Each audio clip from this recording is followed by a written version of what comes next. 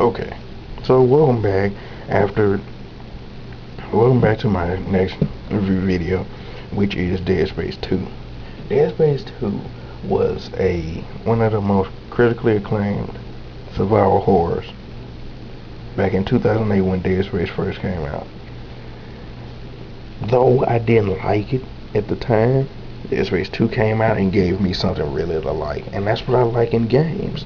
When a game can really turn my thoughts and change my way of seeing the game, because I did not like the first one, and the second one made me interested in the series.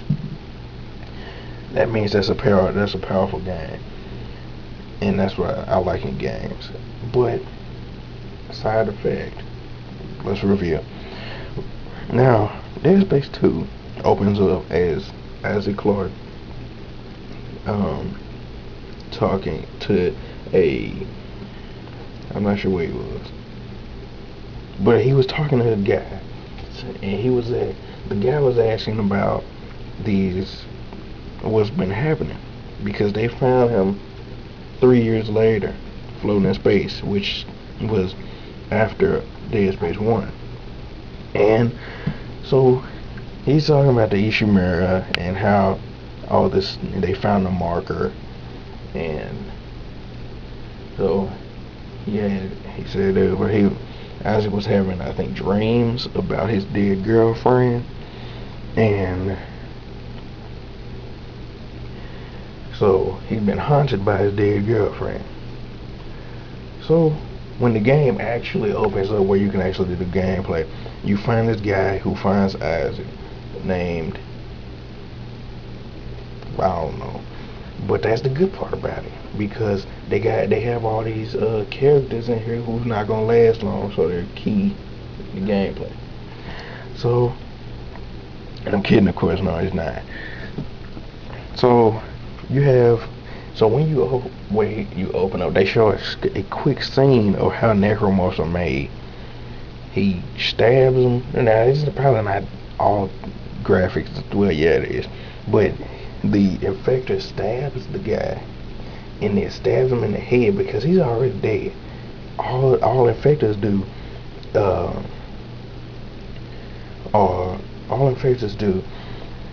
is infect dead corpses. So he's practically dead, so that gives him opportunity to infect him. So then he turns to the necromorph, Isaac headbutts him, and gets the hell out of there. And walks into a new room to see there's another fucking necromorph invasion again. Like, necromorphs everywhere.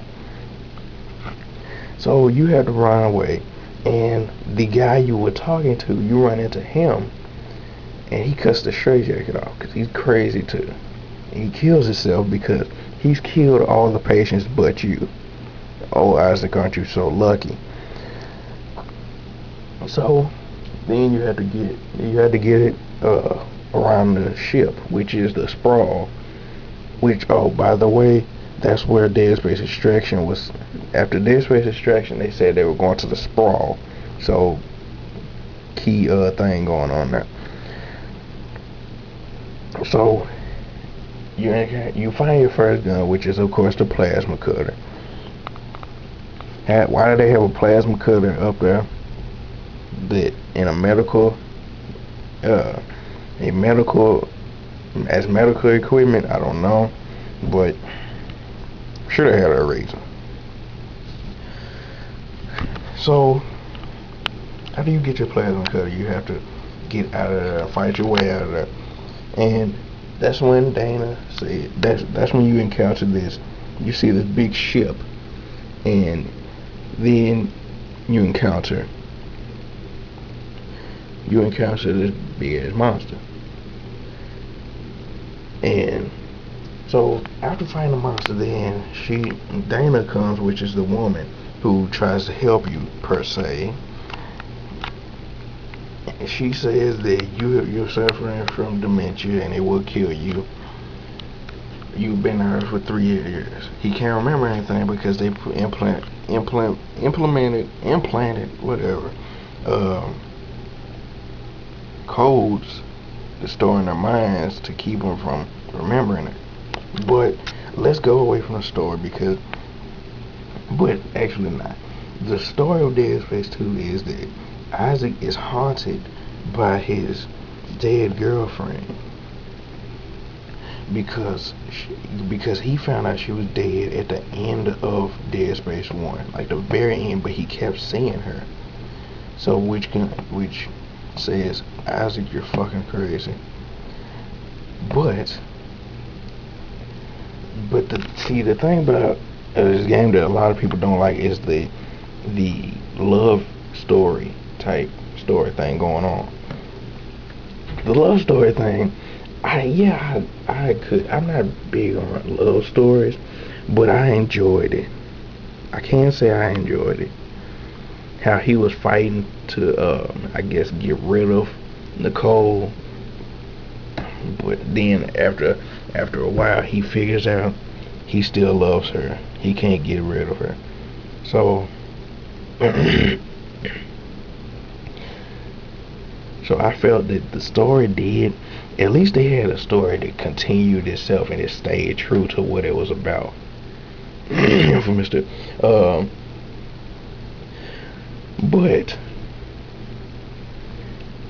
But besides the story, the characters were also excellent. You had Mr. Tideman, which if they say his first name in there, I can't remember. Ellie, which is the girl who one of the survivors of the necromorph invasion on the Sprawl, which she was kicking ass when you first saw her in chapter 6. Nolan Strauss, which is a patient in the same hospital that you were in, but problem is he's also crazy for different reasons. He killed his family and he's running away from his guilt, and he tries to kill everyone else. He's a psychopath. So what Tideman did was he used the demented brains of Isaac and Nolan to build this huge marker, which you see later in the game. But the marker brought in necromorphs. Long story short, the marker brought in the necromorphs and what else?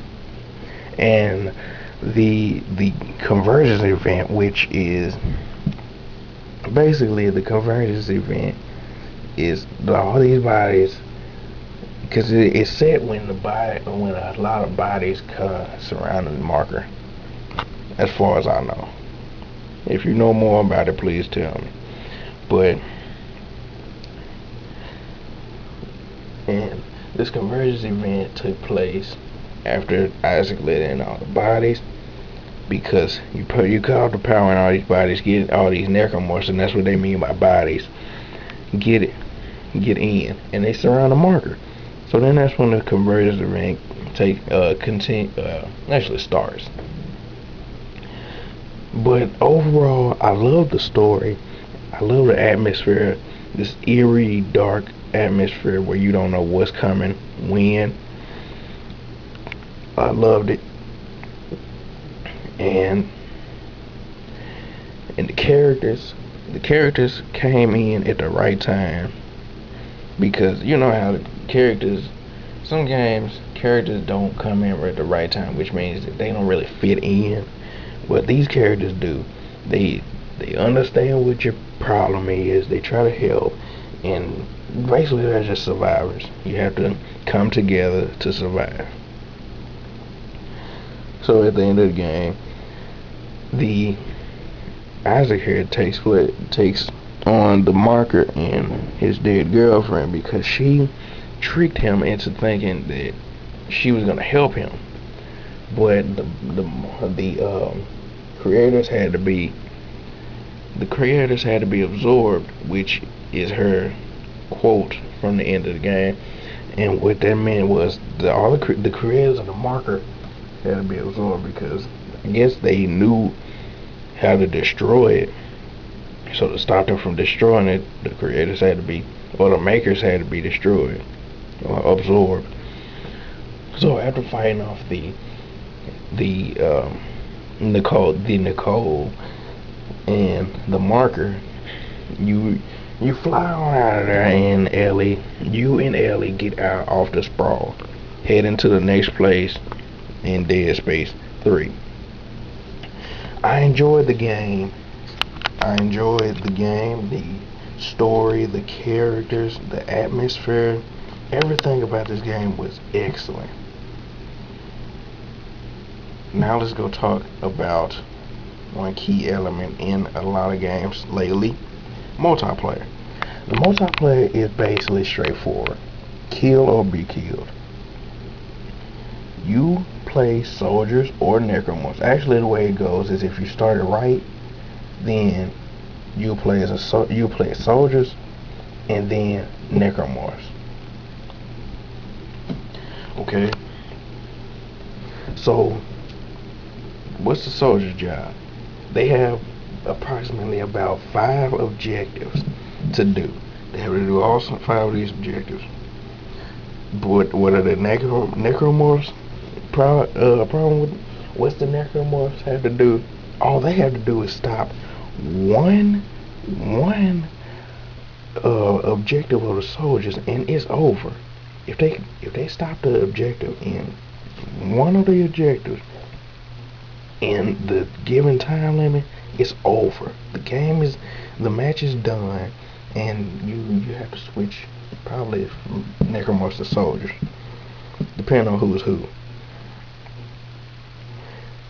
The variety of the multiplayer, because they recently brought out some new maps, the Outbreak maps, which is the Concourse and the Academy, which both of these sections were in the game. The Academy is the little school, and the Concourse is the like mall, I think. Sorry. But overall, I enjoyed the multiplayer. I don't play it anymore because I got a lot of other games to play. But I'm going to play it some more,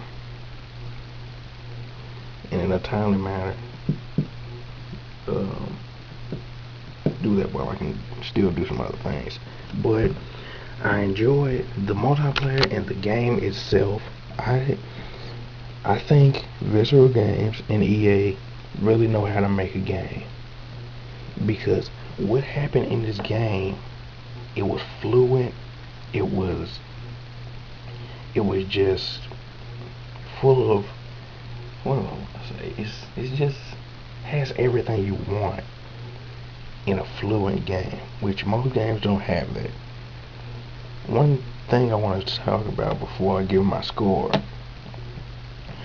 there in the game are in-game cutscenes, and there are 2 different cutscenes: in-game cutscenes and cutscenes. In-game cutscenes are where the cutscenes are the cutscenes, but the graphic design doesn't change.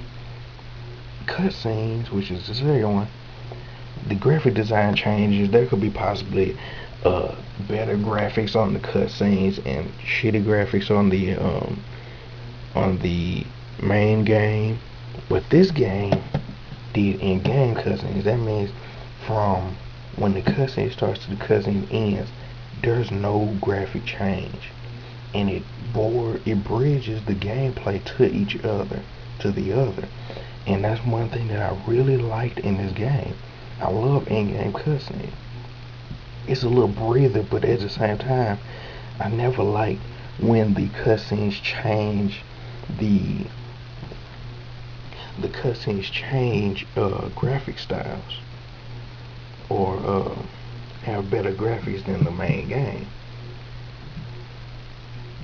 Infamous 2 did that, but it was off and on.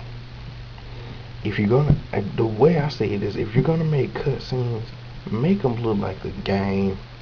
Don't change art style just for a cut, like a 10 10 to 15 second cutscene or a minute long cutscene, don't change the game, the graphics from one to another, because that's a waste of your time and a waste of, well, it's not a waste of ours, because we just were forced to sit through the cutscenes. Then we can't do anything about it. But